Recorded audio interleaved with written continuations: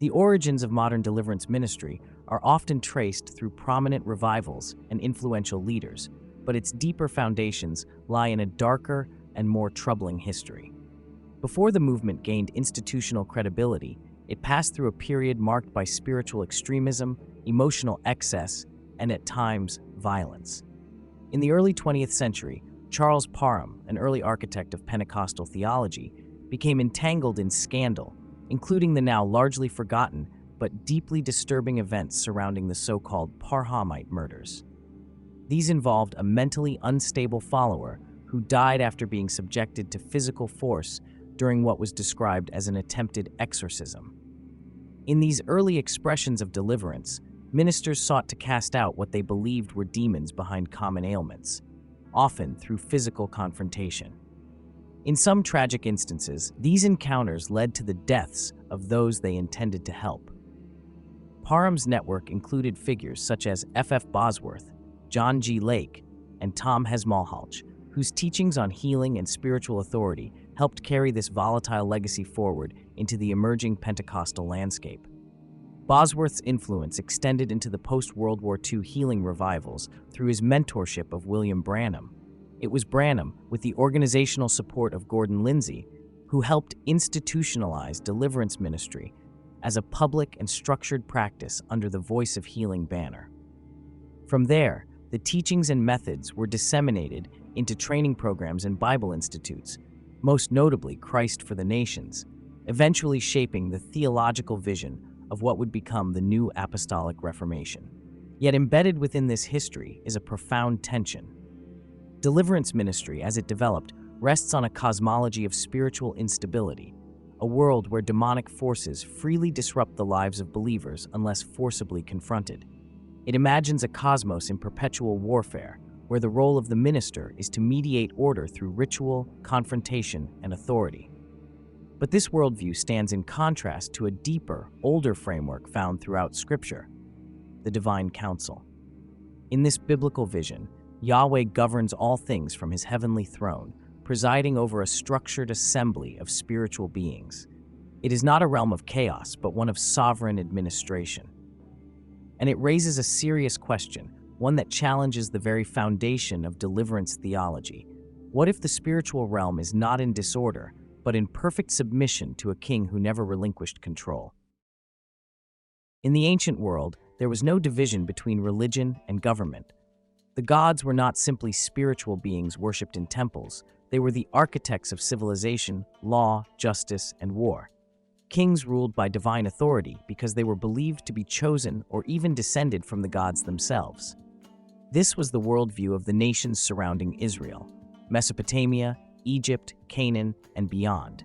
At the heart of their spiritual systems was the concept of the divine council, a ruling assembly of deities presided over by a chief god responsible for maintaining cosmic order. These divine councils operated much like royal courts. In Ugaritic texts, for example, the god El sat as head of the council, surrounded by lesser gods who handled aspects of the natural world and human affairs. These councils could be stable or volatile, depending on the mythos of the culture. The gods could argue, plot, or wage war with one another, and these conflicts were believed to affect everything from rainfall to fertility to political stability. The people lived in constant anticipation of divine moods. This worldview shaped every facet of life. War wasn't just a matter of human armies, it was the result of divine conflict. Droughts and plagues were seen as fallout from heavenly disagreements.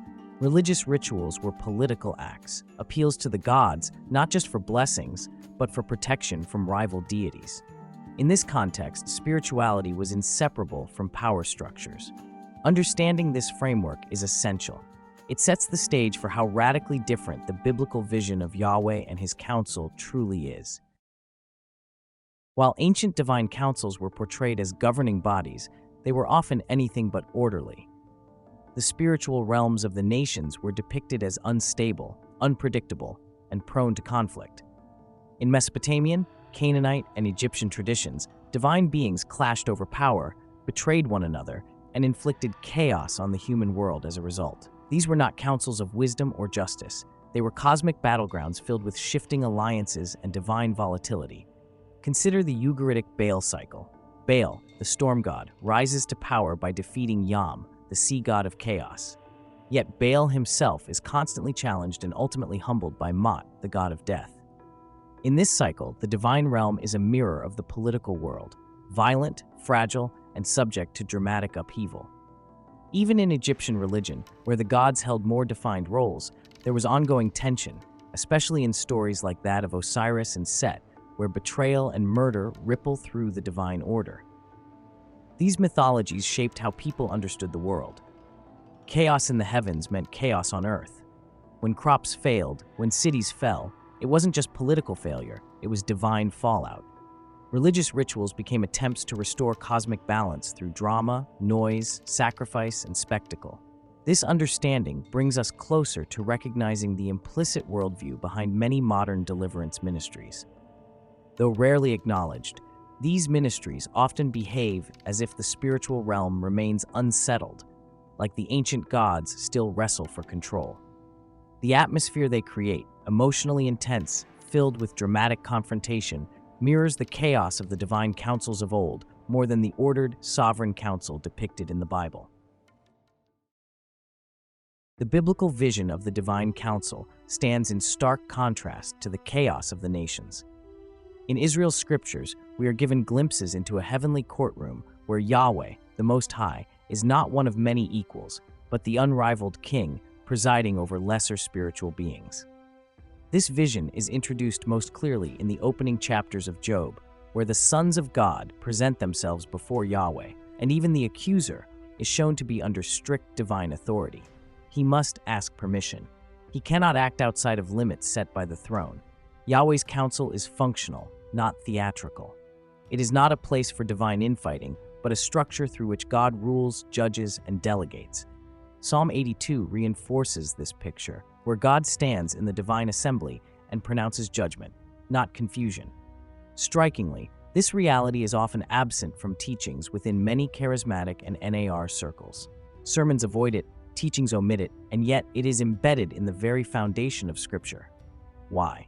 Because in this framework, there is no room for spectacle. Yahweh is not a distant general scrambling to win back territory through human intervention. He is already enthroned. The drama of deliverance is not unfolding in the heavens, it is being performed on earth, often by those who do not understand that the battle was settled before it began. One of the most theologically challenging but biblically necessary aspects of the divine council worldview is the plurality of the term Elohim. While often translated simply as God, Elohim is used in the Hebrew Bible to describe not only Yahweh, but also other spiritual beings, angels, departed spirits, and foreign gods. It is a category word, not a proper name. Yahweh is the supreme Elohim, but he is not the only being in that category. This raises difficult questions for many traditions. Trinitarian believers have sometimes glossed over the plurality by subsuming all spiritual references into the Trinity, while oneness Pentecostals have often resisted the concept outright, emphasizing an absolute monotheism that leaves no room for other divine beings. In oneness theology, the existence of other Elohim becomes a threat to the unique identity of God, unless reinterpreted or ignored. But the Bible does not share these concerns. In Deuteronomy 32, 8-9, Psalm 82, and 1 Kings 22, the text speaks plainly of other divine beings operating under Yahweh's authority. They are not equal to him, nor are they rivals. They are part of his administration. This does not diminish God's sovereignty, it reveals it. He rules a structured cosmos with spiritual hierarchy, not a vacuum. For both Trinitarian and oneness believers, this may seem like unfamiliar territory, but handled carefully, it enhances rather than threatens the biblical view of God. The scandal of Elohim is not its plurality, it is that Yahweh remains utterly distinct even among other spiritual beings. This is the very foundation that undermines modern deliverance theology, which often assumes a spiritual world populated by rogue agents, battling for dominance. In truth, the plurality of Elohim reinforces a different message. Even among gods, there is only one king. The divine counsel is not confined to a single book or isolated moment. It threads through the entire biblical narrative, surfacing at key moments of judgment, prophecy, and cosmic significance. When these scenes are read together, a consistent image emerges: Yahweh as sovereign ruler, presiding over a structured assembly of spiritual beings who carry out his will. In 1 Kings 22, the prophet Micaiah gives a rare, unfiltered glimpse into the divine courtroom. There, Yahweh asks his council how to bring about King Ahab's downfall. Different spirits offer suggestions, and one volunteers to be a lying spirit in the mouths of Ahab's prophets. This isn't a mythological tale. It's a prophetic vision that reinforces God's command over even the deceptive forces used to fulfill his judgment. Every action is under supervision. Daniel 7 presents another striking scene. Thrones are set in place. The Ancient of Days takes his seat. 10,000 times 10,000 stand before him. Judgment is passed, not in a frenzy of battle, but in the quiet authority of a courtroom. Later, in Revelation 4 and 5, this same heavenly council is portrayed again, this time with the Lamb at the center. Lightning, thunder, and worship surround the throne, but there is no confusion. There is a scroll, sealed until heaven itself approves its opening. Every moment is deliberate. Every player is positioned. These glimpses dismantle the core assumption of Deliverance Ministries, that spiritual chaos is the default state of the cosmos. What the Bible actually reveals is divine order. Even when evil is permitted to act, it is restrained, purposeful, and ultimately used to fulfill God's redemptive plan. The heavenly council is not reactive, it is proactive. This should reshape how believers understand spiritual conflict. It is not about taking back ground the enemy stole. It is about aligning with a king who never lost control in the first place. Long before the rise of modern theatrics, the ancient world knew this form of worship well. In the Greco-Roman world, religion was not confined to temples and sacred texts. It was embodied in public performance. Among the most influential expressions of this was the cult of Dionysus, god of wine, ecstasy, and madness. His worship was theatrical in every sense: chaotic, emotional, loud, and physical. Theaters themselves were considered sacred spaces where divine encounters occurred, and the boundary between performer and participant blurred. Catharsis, the release of inner turmoil through spectacle, was not just emotional release, it was spiritual ritual. Dionysian rites celebrated the breaking of boundaries between man and God, sanity and madness, order and chaos. Worshippers would enter a trance-like state, sometimes through music, dance, or intoxicating drink, where they believed the spirit of Dionysus entered them. These rituals often featured frenzied shouting, convulsing bodies, and dramatic cries, behaviors that in many cases resemble modern expressions within some deliverance settings. Today, many deliverance ministries unintentionally echo this ancient performance-based spirituality. The casting out of demons is frequently presented on a stage, whether physical or digital, complete with screaming, shaking, vomiting, and spiritual declarations. The congregation becomes the audience, the afflicted person the actor, and the minister the mediator. The line between spectacle and sacrament is blurred. The concept of spiritual warfare has always existed within the biblical narrative, but its form and function have been dramatically reshaped in the modern era. Today, especially within deliverance ministry circles, spiritual warfare is frequently presented as an ongoing spectacle, a battle that must be waged repeatedly, loudly, and with visible confrontation. The language is militant, the tone is urgent, and the atmosphere is charged with emotion. But this version of warfare is less rooted in scripture and more in cultural performance. In the Bible, spiritual warfare is real, but it is not performative. Jesus did confront demonic forces, but he did not sensationalize it. His authority was calm, concise, and absolute. The apostles warned of spiritual opposition, but their focus was on faith, endurance, and standing firm in truth, not reenacting cosmic battles through ritual or spectacle.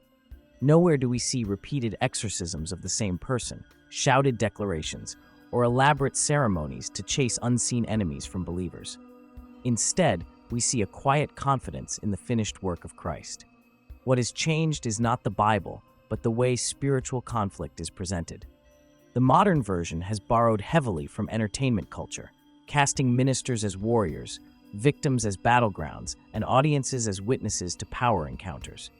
In many settings, spiritual warfare becomes a public drama that depends on emotional escalation to convey authority.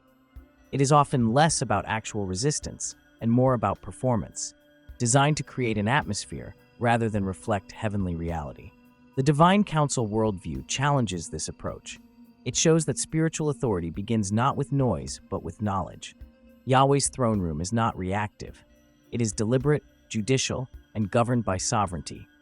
The spiritual realm is not in crisis. It is in submission. To reenact war without understanding the victory already secured is to risk turning ministry into theater and truth into improvisation. That divine order begs the question, what if deliverance ministers, like the accuser in the book of Job, are not operating outside Yahweh's will, but are themselves permitted participants in his divine counsel, serving purposes beyond their understanding? What if the chaos they seek to drive out is the very setting in which their role has been assigned, not as champions of spiritual warfare, but as instruments in a sovereign drama they have mistaken for their own?